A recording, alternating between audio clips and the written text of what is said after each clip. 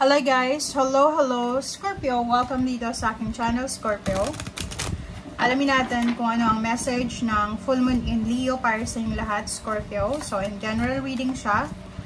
Pwede kang makaresonate, gamitin mo ang iyong intuition sa panonood. So, I hope na makaresonate ka dito, Scorpio. Sa message na to. It's Full Moon. Okay, so it's resonated to sa'yo, Scorpio. Full moon, sinasabi ng bara sa'yo dito na harvest the fruits of your hard work.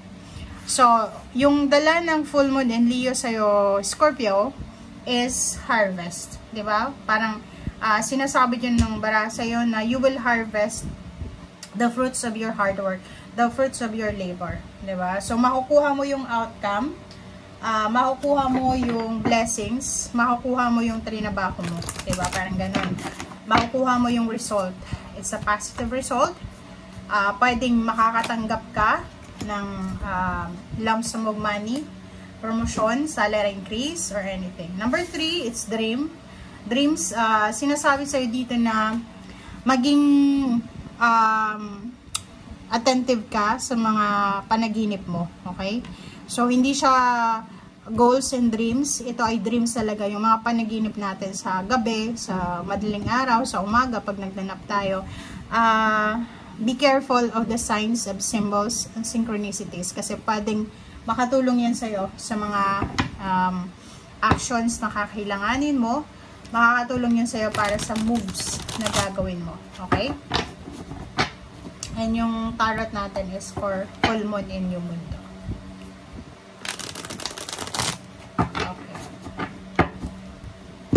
Okay. Scorpio. Scorpio. Magician. Sa ibabaw to guys ha.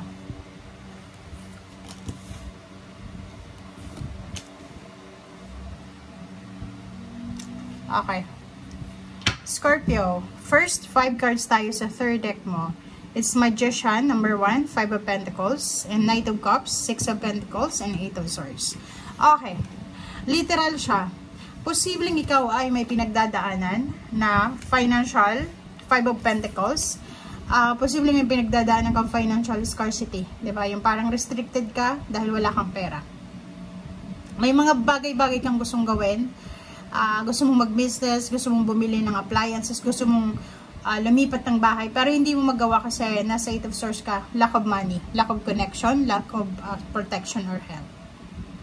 But, nakikita ko sa'yo dito na if you're having financial problems or restriction sa pera, sinasabi sa'yo dito na isang milagro ang posibleng darating sa'yo. Isang sitwasyon, isang bagay, isang offer ang posibleng darating sa'yo.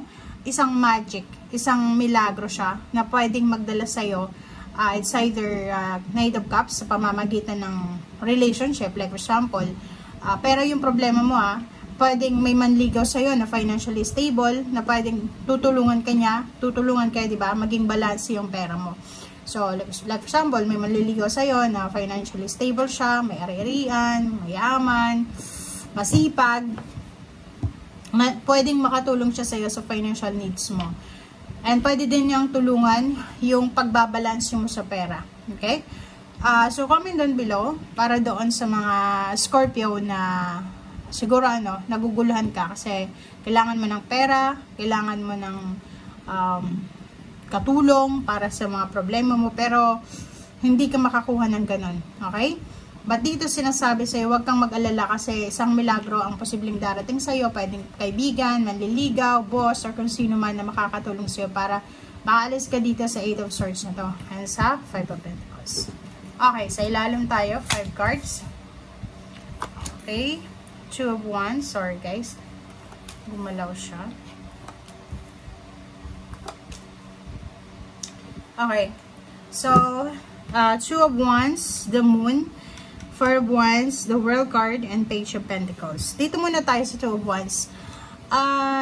Parang nakita ko na to sa reading mo for several times na naguguluhan ka. It's either nasa Pilipinas ka, gusto mong subukan yung pangingibang bansa, yung pagiging OFW, pero hindi mo alam kung saan ka magsisimula. Natatakot ka kasi hindi mo alam kung saan ka pupunta. Next is, if nasa ibang bansa ka na o OFW ka na, gusto mong lumipat sa mas improved na bansa, mas high-tech na bansa. Pero ang problema talaga is takot. Hindi ka masyadong naniniwala sa sarili mo, or siguro may kinakatakutan ka kasi, di ba, pag nasa ibang bansa tayo, hindi natin alam yung lengguwahe, lalo na sa Europa, iba-iba yung lengguwahe.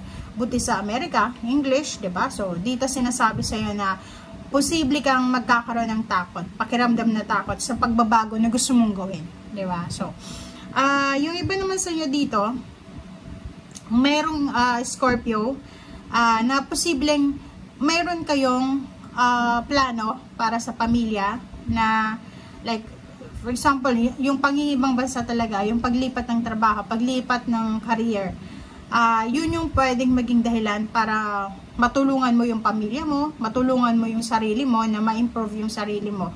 And the World card, sinasabi na possible dito. Okay?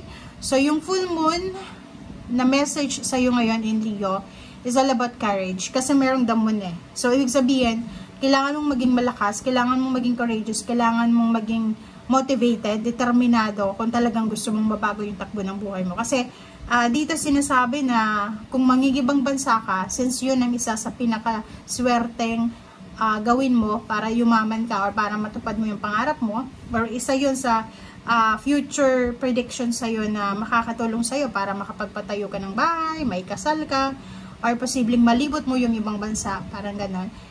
Nakikita ko sir dito na kailangan mo ng strong emotion, di ba? Kasi unang-una, kung gusto mong maging OFW, dapat malakas yung loob mo. Hindi ka dapat yung every 1 week, umuwi ka sa magulang mo, sa nanay mo para bisitahin siya. Kasi pag ganun yung ginagawa mo, mahihirapan ka sa ibang bansa. Okay?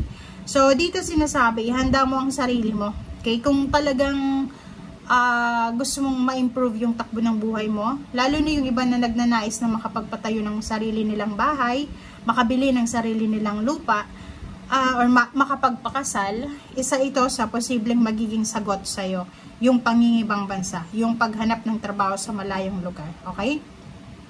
And nakikita ko sa'yo dito, kung talagang dito ka magpo-focus sa trabahong ito, or dito sa sinasabi ng tarot, matatapos mo to. Okay? You will accomplish so many things, dreams.